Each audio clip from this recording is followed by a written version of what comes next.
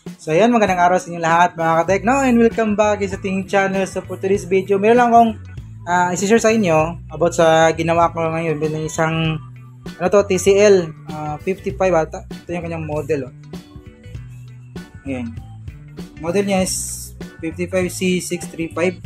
And then yung problema nito, hindi ko na share sana kasi lang nag-back job yung unit natin. Bali yung problema ng unit natin nung unang dating is pagkasaksak mo, pag pinapa-wire on mo, lalabas yung TCL tapos patay. Logo ng TCL tapos patay siya.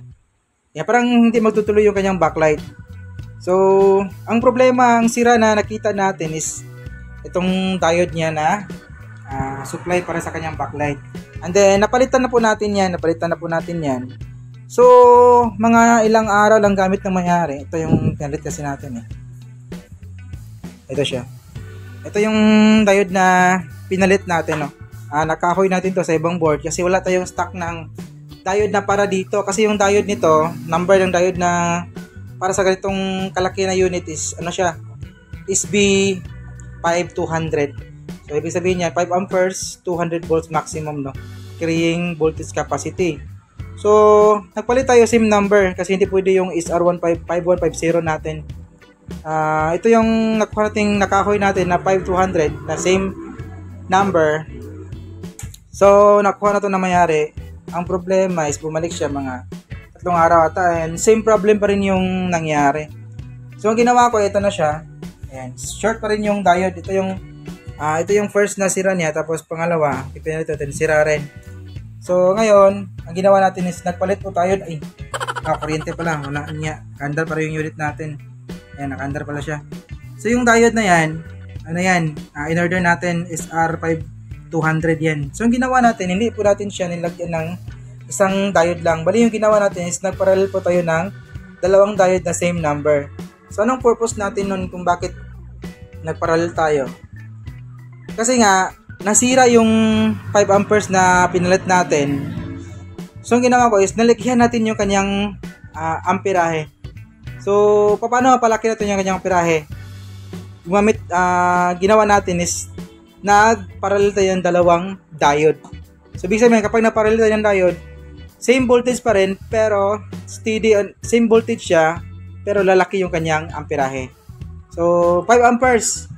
Iba kasi yung diode kapag capacitor, times 2 yung kanyang set up times 2 yung magta-times 2 yung kanyang capacitance. So dito naman kapag diode naman yung na-parallel natin, lang siya 0.5. So ibig sabihin yan from 5 amperes nagiging 7.5 siya dahil sa parallel natin na ginawa. So instead of 5 amperes naging 7.5. So ibig sabihin yan malaki na po yung amperahe ng diode natin ngayon. So hindi na po siya madaling masira pa. Kasi chinik din natin yung kanyang capacitor. Kadalasan kasi kapag nasisira yung diode, kulang yung filtering. Kulang yung kanyang filtering. So medyo problema na yung kanyang filter. Capacitor may problema na. So chinik po natin yung dalawang capacitor natin. Isa yung gamit natin. Normal naman siya. Normal yung kanyang capacitance. So, ang ginawa lang natin is nagparallel lang tayo ng diode. Nilakihan natin yung amperahe para hindi siya madaling masira. Then, niran natin ito mga tayo, 2 oras na. Chinek natin yung init ng diode. Ayun, normal naman yung kanyang init. Hindi naman siya sobrang init. Dati hindi natin na-check kasi kung malakas ba uminit yung ginamit nating isang diode. So, ngayon, chinek natin, 2 sila. Bali, normal naman yung kanyang init. Hindi naman siya sobrang init. Iinit siya, pero yun, mahawakan mo. Yung init na hindi mo pwedeng hawakan, yun yung hindi normal. Malamang, kapag hindi mo mahawakan yung init, hindi po tatagal yung parts na ipinalit natin. O hindi tatagal yung parts. Mag-overheat yan. So, pag normal na init lang, mahawakan mo siya. Yan, steady mo yung kamay dun sa mismong parts. Ayun, Then, ito, okay na po yung unit natin, Yung diode lang kanyang problema, nakapag-display yun. Ayun. Hindi lang natin maiangat kasi mabigat. Ayun. Mabigat yung unit natin baka mag-slide, wala tayo sa stand. So dito tayo sa table na natin ginawa. Ayan.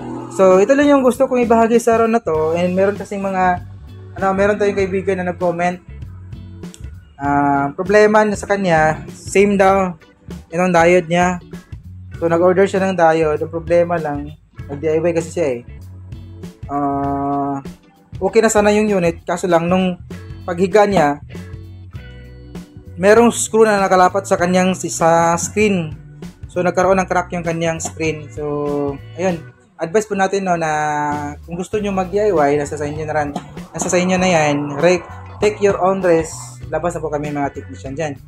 So kung hindi kayo kulang yung guts niyo na gumawa or mag-DIY, so paggawa nyo lang sa may technician. Mas maganda kung kakilala yung technician o kaibigan nyo para magkaroon kayo ng discount kung mamahalan kayo sa repair charge. So yun lang. So nga dito na yung video natin mga paps, and sana kahit paano na may nakuha kayo ideas na ginawa ngayon. Kung nakatulong yung video natin, huwag kalimutan mag-like, mag-comment at mag-subscribe na rin. Pakishare na lang yung video natin, and marami pa at para marami pang makapanood, no? Hanggang dito na lang. Salamat. Peace out.